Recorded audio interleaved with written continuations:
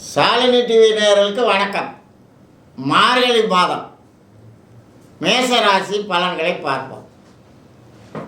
மேசராசிக்கு பாருங்க, கார்த்திகை மாதம் சந்திராஷ்டம மாதம். ஆனால் இந்த மேசராசிக்காரவங்களுக்கு பாருங்க, அவங்க அழிவுக்கு அவங்களே தான் காரணம். என்ன காரணம்னா, மேசத்துக்கு 8ஆம் இடம் விருச்சிக ராசி, அதுவும் செவ்வாய், ராசி அதிபதியும் செவ்வாய். அப்போ நம்மளே போய் கெடுக்கிறதுக்கு உள்ள வேலையெல்லாம் செய்வோம். இந்த மேசராசிக்காரங்க நமக்கு நல்லா தெரியுதுங்க, 8ஆம் இடம் சிரமமான இடம் தான். நீங்கள் பாருங்கள், மிலிட்ரிக்கு போகிறாங்கள, அங்கே போனால் செத்து போகணும்னு தெரியும். ஏன்னா அங்கே சண்டைக்கு தானே போகிற இடம் மிலிட்ரிங்கிறது. அதிகமாக மிலிட்ரிக்கு போகிற ஆள்களை பார்த்திங்கன்னா மேச லக்கணம் மேச ராசிக்காரவங்களுக்கு அந்த ஆசை வரும். அவங்க முடிவை அவங்களே ஏற்றுக்கிறாங்க. அதே மாதிரி பாருங்கள், சிரமப்படுறதுக்கு யாருமே கிடையாது. அவங்களே அவங்க எண்ணங்கள் செயல்கள் அதில் அவங்களை கெடுக்கிறதுக்கு அவங்களே பண்ணிக்குவாங்க. அந்த மாதிரி மேச லக்கணக்காரவங்களுக்கும் மேச ராசிக்காரவங்களுக்கும் இது சந்திராஷ்டம மாதம். போன மாதம் கார்த்திகை மாதங்க படாத பாடுபட்டுட்டாங்க. நானும் பல காணொலியில் சொல்லியிருக்கேன்.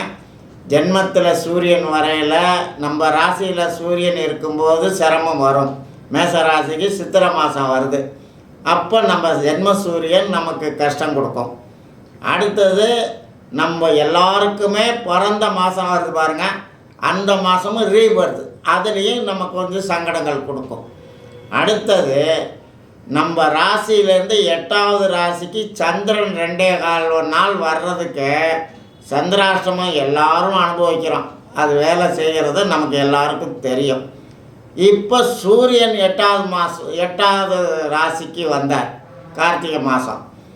அப்போ மேச ராசிக்காரங்க இப்போ தான் பாருங்கள், கார்த்திகை மாதம் ஃபுல் அண்ட் ஃபுல்லாக இறங்கி வேலை பார்ப்பாங்க. ஏன்னா கஷ்டத்தை அனுபவிக்கணுமே. அந்த மாதிரி அலைஞ்சி கிளைஞ்சி ஒரு வேலை நடந்திருக்காரு, நெகட்டிவாக தான் நடந்திருக்கும். அனுபவிச்சிருப்பீங்க மேச ராசிக்காரவங்க கார்த்திகை மாதம்.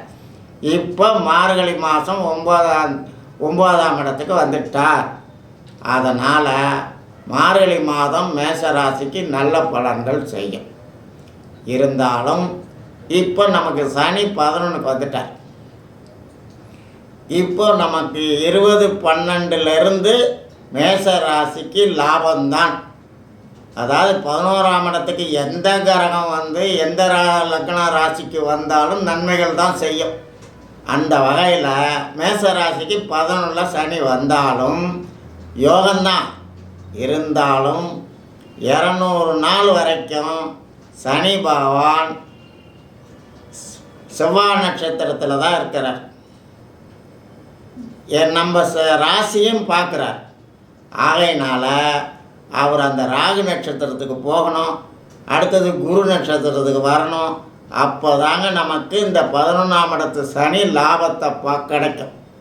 இப்போ நமக்கு கிரக நிலைகள் மேச ராசிக்கு சரியில்லைங்க. இதில் குரு பாருங்கள் நம்ம மேலேயே உட்காந்துருக்கார். பொதுவாக ஜென்ம குருங்கிறது பொருள் அறிவு. நமக்கு செலவு பண்ணுறதுக்கு யோஜனைகள் வரும். கடவுள் பாருங்கள், நல்லது செய்யணுன்னாலும் நமக்கு நல்ல யோசனையை கொடுப்பார், கெட்டது செய்யணுனாலும் கெட்ட யோசனையை கொடுப்பார். யோசனையை கொடுத்து தான் நமக்கு நல்லது கெட்டது செய்வார். அதுக்கு தாங்க நம்மளுடைய எண்ணங்களை தூய்மைப்படுத்தி கொள்ளணும். எப்பொழுதுமே நல்லதே நினைக்கணும், நல்லதே செய்யணும். அது நமக்கு நல்லது தான் நடக்கும். நம்ம மனசை வந்து நம்ம சமாதானப்படுத்திது, பரவாயில்ல கொஞ்சம் தானே அப்படி இப்படின்னு நம்ம கெடுதலை நம்மளே பண்ணிக்குவோம். அந்த வேலைக்கே போகக்கூடாது. நல்லதுன்னா ஒரு முடிவு, டிசிப்ளின்னா டிசிப்ளின் தான், சின்சியாரிட்டினா சின்சியாரிட்டி தான். அந்த மாதிரி ஒரு முடிவு எடுத்துகிட்டு நம்ம அதுக்கு மாற்றக்கூடாது. அந்த மாதிரி நம்ம எண்ணங்களை ஒருமைப்படுத்தணுங்க. நன்மைகளாக தான் செய்யணும், கெட்டது நினைக்கவே கூடாது. அந்த மாதிரி இருந்தால் நமக்கு நன்மைகள் தான் நடக்கும். அது மாதிரி இப்போ பாருங்கள், நமக்கு ராகு இருக்கிறதும் சரியில்லை. 12ல் ராகு இருக்கிறார். ஜென்மத்தில் குரு இருந்துக்கிட்டு செலவுக்கு தான் யோஜனை கொடுத்துக்கிட்டு செலவாக நடந்துக்கிட்டு இருக்கு. இப்போ முதல்ல வந்து குரு நம்மளை விட்டு 1/5/2024 ரிஷபத்துக்கு போகிறார். அப்போ மேசராசிக்கு பாருங்கள், அந்த 1/5/2024 போன உடனே திருமணம் ஆகாதவர்களுக்கெல்லாம் திருமணம் நடக்கும். குடும்பத்தில் சுப காரியம், சுப செலவுகள் அதிகமாக நடக்கும். பொன் பொருள் ஆடை ஆபரண சேர்க்கை, உத்தியோகம் கிடைக்கும், வெளிநாடு போகலாம். நம்ம எண்ணங்கள் அனைத்தும் ஈடேறக்கூடிய நேரம் நம் மேசராசிக்கு மே மாதம் 1ஆம் தேதி 2024 வருஷத்தில் தான் நடக்குங்க. இப்போ நமக்கு அதுக்குள்ள ப்ராசஸ்லாம் நடந்தாலும் நமக்கு திருப்தி இருக்காதுங்க. மேற்கொண்டு 12ல் வேறு ராகு இருக்கிறார். அதாவது திருமண தடை கொடுப்பார். 12ல் இருக்கிற ராகு தேவையில்லாத பிரயாணத்தை கொடுப்பார். வெளிநாடு போக வைப்பார். நமக்கு இல்லை வெளி மாநிலம் வெளியூர் இந்த மாதிரி குடும்பத்தை விட்டு பிரிப்பார். அதாவது குடும்பத்தை பார்ப்பார். அடுத்தது பாருங்கள், நல்லா தொழிலில் ஓடிக்கிட்டு இருந்தாலும் கொஞ்சம் இப்போ பாருங்கள், அக்டோபர் 8லேருந்து தொழில் வகையில் உத்தியோக வகையில் கொஞ்சம் கூடுதலான வேலைகள் இருக்கும். தீவனத்தை பார்க்குறாரு.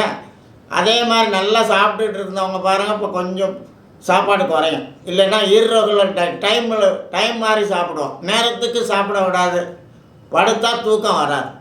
12ஆம் இடம் அயன சயன ஸ்தானம் இல்லைங்களா? அப்போ 12ல் ராகு வந்து உட்காந்துக்கிட்டாரு. படுத்துடலாம், வசதியான படுக்கை கிடைக்கும். தூக்கம் வரணுமே, பாம்பு மாதிரி பரண்டு படுத்துட்டு இருப்போம். அது மாதிரி ஒரு நிலை. சரிங்களா? இந்த குரு நமக்கு 1 வருஷம் நமக்கு ரிஷபத்துக்கு போன பிறகு இந்த லாபம் கொடுப்பார் இந்த சனி பகவான்.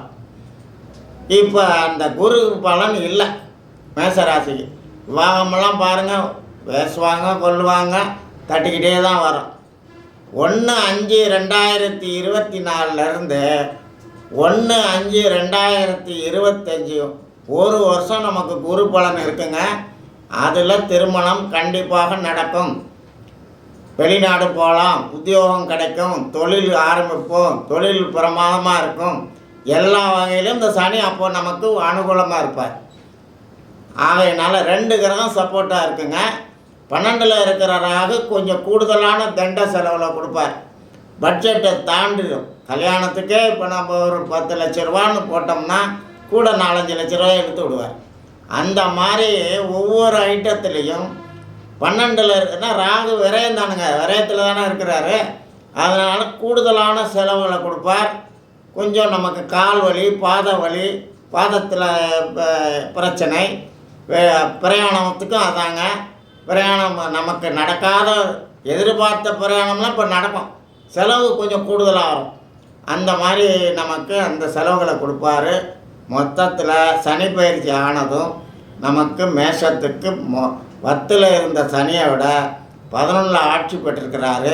இந்த மாதத்தில் நமக்கு கொஞ்சம் கூடுதலான போன மாதம் இருந்த கஷ்டங்கள் இந்த தனுர் மாதத்தில் இருக்காதுங்க. மார்கழி மாதத்தில், மார்கழி மாதம் 9ல் சூரியன் இருந்தாலும் தகப்பனார் வகையில் தந்தை வழியில் சங்கடங்கள், நோய் நொடிகள் சங்கடங்கள் ஏற்படுறதுக்கு வாய்ப்பு இருக்குங்க.